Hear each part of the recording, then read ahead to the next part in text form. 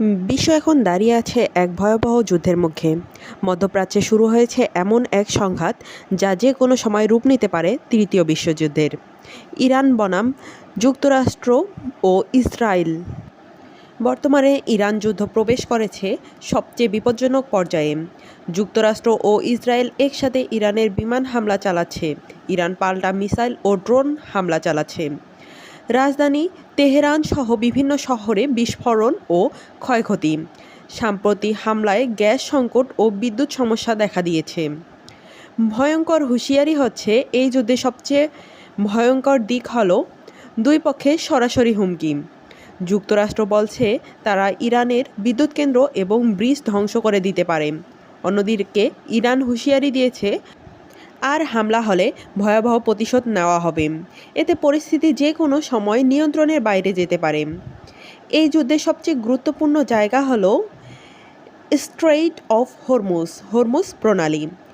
বিশ্বে প্রায় 20% তেল এই পথ দিয়ে যায়। ইরান এই রুট নিয়ন্ত্রণ করছে, ফলে বিশ্বে তেলের দাম 50% পর্যন্ত বেড়ে গেছে।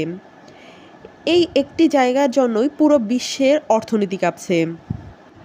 ইসরায়েল ইরানের তেল ও সামরিক স্থাপনায় হামলা বাড়িয়েছে। ইরান ও ইসরায়েলের শহরে মিসাইল হামলা চালাচ্ছে। মধ্যপ্রাচ্যের অন্য দেশগুলো এই যুদ্ধে জড়িয়ে পড়তে পারে।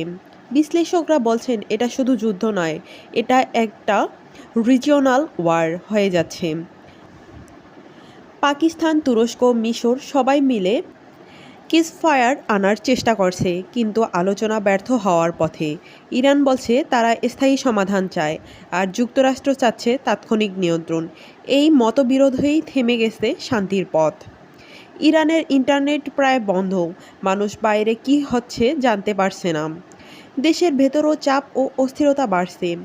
অর্থনীতি ও সাধারণ মানুষের জীবন ভয়াবহভাবে ক্ষতিগ্রস্ত।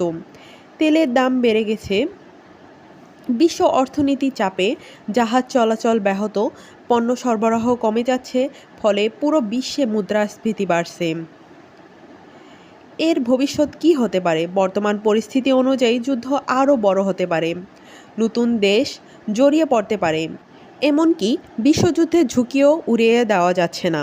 কিছু বিশ্লেষকগণ বলছে এই যুদ্ধের শেষ হতে কয়েক সপ্তাহ থেকে কয়েক মাস লাগতে পারে। ইরান যুদ্ধ এখন শুধু একটি দেশের লড়াই নয়, এটি হয়ে গিয়ে উঠেছে পুরো বিশ্বের জন্য একটি ভয়ঙ্কর হুমকি। পরবর্তী আপডেট পেতে আমাদের চ্যানেলটিকে সাবস্ক্রাইব করুন। ধন্যবাদ এতক্ষণ সাথে থাকার জন্য।